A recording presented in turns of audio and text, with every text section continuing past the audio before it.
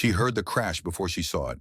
Glass shattering, tables flipping, screams cutting through the music like knives. Sarah turned just in time to see her golden retriever, Max, barreling through the reception hall like something was chasing him. Except nothing was. His eyes were wild, locked on something across the room. Someone. And in that split second, before anyone could stop him, before anyone could even process what was happening, Max lunged at a man in a gray suit standing near the back exit. The man Sarah's fiancé had introduced as his college roommate. The man who had given the toast about loyalty and friendship just 20 minutes earlier. The man who was now stumbling backward, hands raised, face drained of color, whispering words Sarah couldn't hear over the chaos, but would never forget once she learned what they meant. Because that moment, that single burst of chaos, wasn't random. It was a warning, and it was already too late to stop what came next. Before we dive deeper, let us know in the comments where you're watching from. We'd love to hear from you. And if you're new here, click on the subscribe button so you never miss any of our upcoming videos. How does a perfect wedding, months in the planning, collapse in less than 60 seconds? How does a dog, a gentle family pet who had never shown aggression in his life, suddenly become the center of a disaster that would unravel relationships, expose secrets, and force everyone in that room to question what they thought they knew about the people they loved? Who was the man in the gray suit, really? Why did Max react to him like that? And what was he hiding that made him go pale the moment the dog recognized him? These questions hung in the air long after the music stopped, long after the guests went home, long after Sarah stood alone in her wedding dress, staring at the ruins of what was supposed to be the happiest night of her life. Nothing about that evening made sense, but as the hours turned into days, as the pieces started coming together, Sarah realized something terrifying. The chaos wasn't the problem. The chaos was the answer. 6 months earlier, Sarah Mitchell was living the kind of life people scroll past on social media without a second thought. She was 29, worked as a pediatric nurse at a hospital in Portland, and spent her weekends hiking with Max, the golden retriever she'd adopted 3 years earlier after a particularly brutal breakup. Max wasn't just a pet, he was her anchor, the one constant when everything else felt uncertain. He had this way of sensing her moods, curling up beside her when she was sad, nudging her hand when she needed to get out of her own head. People always said dogs were intuitive, but Max was something else. He'd growl at strangers who made Sarah uncomfortable. He'd refuse to leave her side during thunderstorms. He knew her better than most people did. Then she met David. It happened at a coffee shop, the kind of meeting that felt too perfect to be real. He was a software engineer, soft-spoken, thoughtful, the kind of guy who remembered details. Their second date, he brought her favorite pastry without her having to ask. By the third month, they were talking about the future. By the sixth, he proposed. Sarah's friends loved him. Her family adored him. Even Max seemed to accept him, which was saying something because Max didn't warm up to just anyone. David had this best friend from college, a guy named Connor Blake. They'd been roommates freshman year, stayed close ever since. David talked about him constantly, how Connor had helped him through his parents' divorce, how they'd backpacked through Europe together, how Connor was the one person who really understood him. When David asked Connor to be his best man, it felt inevitable. Sarah met Connor for the first time 2 months before the wedding. He showed up at their apartment with a bottle of wine and a wide smile, the kind of guy who filled a room without trying. He was charming, funny, easy to be around. Sarah liked him immediately, but Max didn't. The moment Connor walked through the door, Max's ears flattened. He backed into the corner, tail tucked, eyes fixed on Connor like he was a threat. It was so unlike him that Sarah laughed it off, chalking it up to nerves or maybe the unfamiliar scent of cologne. Connor noticed, though. He crouched down, extended a hand, spoke in a soft voice. Max didn't move, didn't relax, just stared. David brushed it off, too. Said Max was probably just being protective, but there was something in Connor's expression, just for a second, that made Sarah's stomach tighten. A flicker of something she couldn't name. Then it was gone, and Connor was laughing again, and the moment passed. Over the next 2 months, Connor was around a lot. Bachelor party planning, rehearsal dinners, wedding prep. Every time Max reacted the same way. tense, wary, never aggressive, but never comfortable either. Sarah mentioned it to David once, half joking, asking if maybe Connor had a dog in his past that didn't like him or something. David shrugged it off, said Connor wasn't really a dog person. That was it. That was the only explanation. And Sarah, caught up in the whirlwind of wedding planning, seating charts, dress fittings, and venue logistics, let it go. She didn't push, didn't dig, didn't trust her instincts the way she should have. Because Max knew. Max always knew. And if she had listened to him, if she had asked the right questions, maybe everything that happened next could have been avoided. But she didn't. And so the day arrived. The wedding was everything Sarah had imagined. The ceremony took place in a garden overlooking the Columbia River, late afternoon sunlight filtering through the trees. Her dress was simple, elegant. David cried when he saw her. The vows were personal, heartfelt. When they kissed, the crowd erupted in applause. For a few perfect hours, everything was exactly as it should be. The reception was held in a converted barn, string lights draped across the rafters, tables decorated with wildflowers. Dinner was served. Toasts were made. Connor's speech was funny, warm, full of inside jokes that made David laugh until he wiped his eyes. People danced. The cake was wheeled out, 3 tiers of vanilla and raspberry, topped with fresh flowers. Sarah's mother cried happy tears. David's father gave a toast about love and commitment. It was perfect until it wasn't. Max wasn't supposed to be there. Sarah's parents were watching him at their house a few miles away. But during the reception, Sarah's younger brother, thinking he was being helpful, drove over to pick Max up so he could be part of the celebration. He loved Sarah. He wanted to surprise her, so he brought Max to the barn, planning to keep him outside, maybe snap a few photos. But Max had other plans. The moment they arrived, Max pulled free from the leash. He bolted through the open side door, into the reception hall, moving faster than Sarah's brother could react. People noticed immediately. Heads turned. A few guests laughed, assuming it was part of the plan. Sarah spun around, saw Max weaving between tables, and her first instinct was to smile, to call him over. But then she saw his body language. Ears pinned, teeth bared, a low growl rumbling from his chest. He wasn't playing. He wasn't confused. He was hunting. And his target was Connor. Max charged across the room, knocking into a waiter carrying a tray of champagne glasses. The tray went flying, glass exploding across the floor. Guests jumped back, some screaming, others frozen in shock. Max didn't stop. He leaped onto the table where Connor was standing, sending plates and silverware crashing to the ground. The centerpiece toppled. The cake, positioned nearby, teetered for one agonizing moment before collapsing in a heap of frosting and flowers. Connor stumbled backward, tripping over a chair, hitting the floor hard. Max was on him in seconds, growling, snapping, not biting, but close, so close. David grabbed Max's collar, pulling him back with all his strength. Sarah's brother rushed over to help.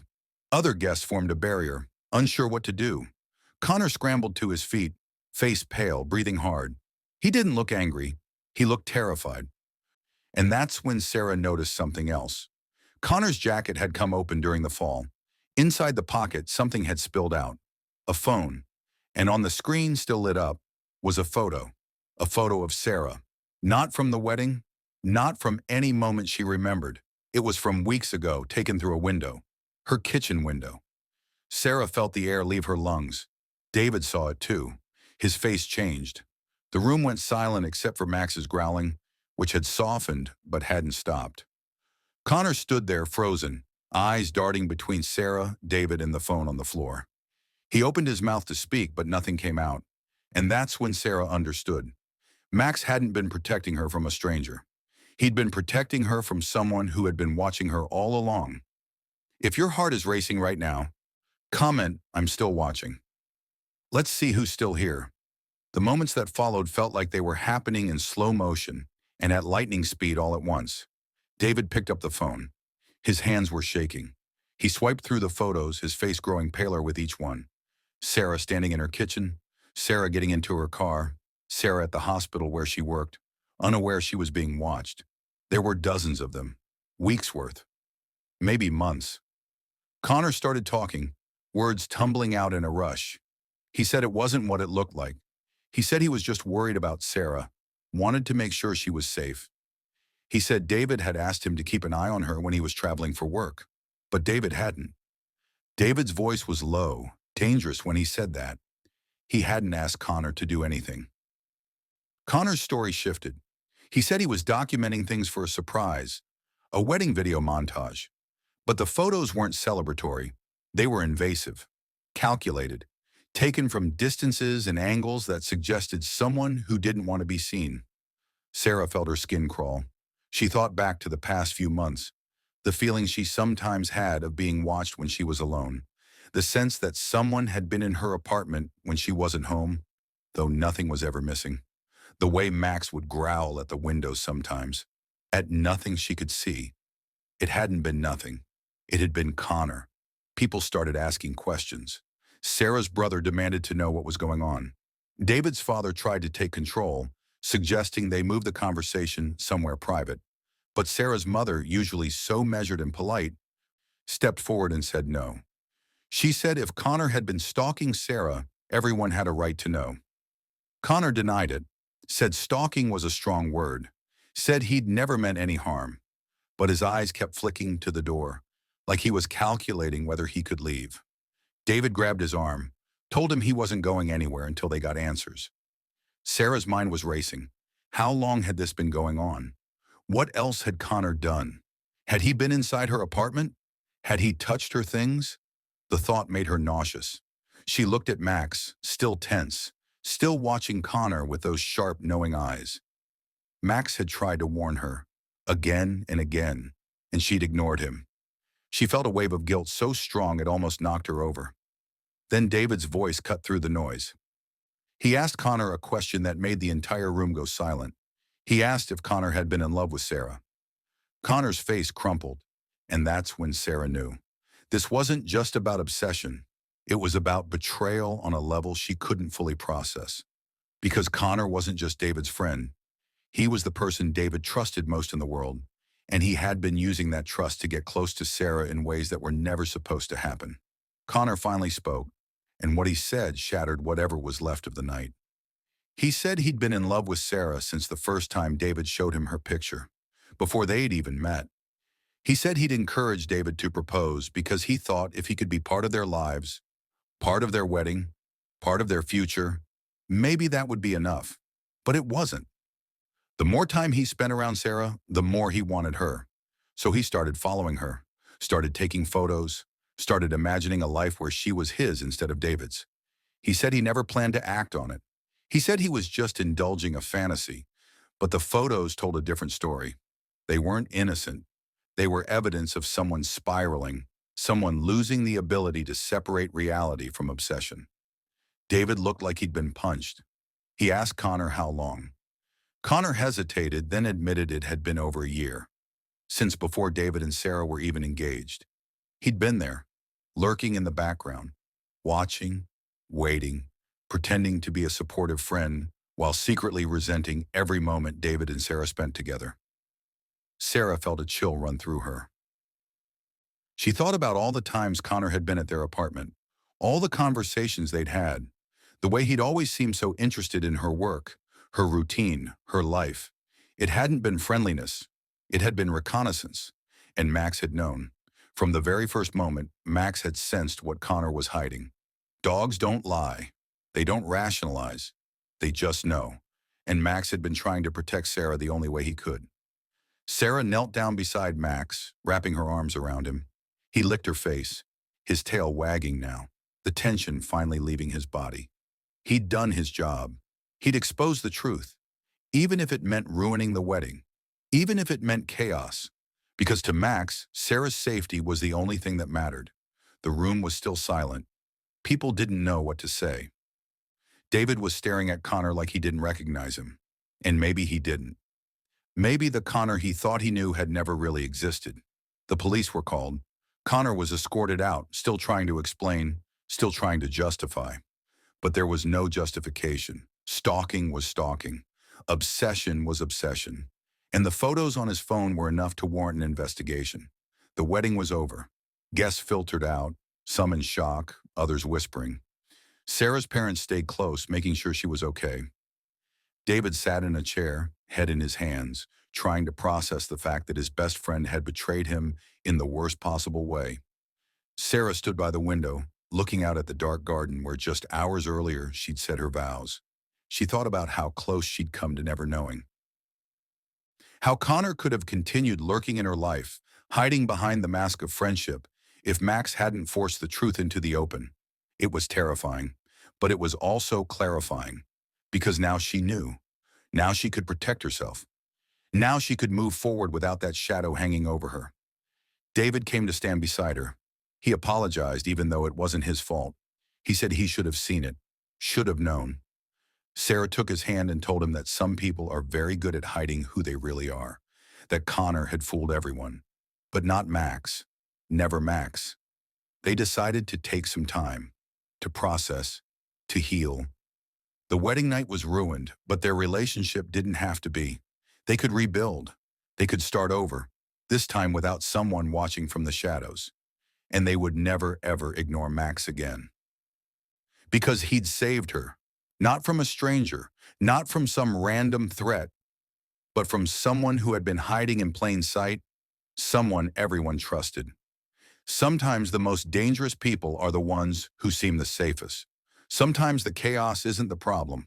Sometimes chaos is the only thing that reveals the truth. And sometimes the ones who love us most aren't the ones who speak. They're the ones who sense what we can't see and refuse to let us face it alone. So now I want to ask you, what would you have done in Sarah's place? Would you have trusted your instincts earlier? Would you have listened to Max?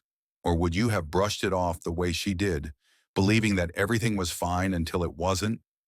How would you feel if someone you thought was a friend had been watching you, documenting your life, hiding their obsession behind a smile? And what about David? How do you move forward when someone you trusted completely turns out to be someone you never really knew? Drop your thoughts in the comments. Tell us where you're watching from. Tell us if you've ever had a moment where you ignored a warning sign and later wished you hadn't. Because these stories, these real and terrifying moments, they happen more often than we think. And if you thought this story was unbelievable, wait until you hear the next one. Subscribe so you never miss a story that will make you think, make you feel, and maybe even make you trust your instincts a little more. Because sometimes the truth is hidden in the chaos, and sometimes the ones who save us are the ones we least expect.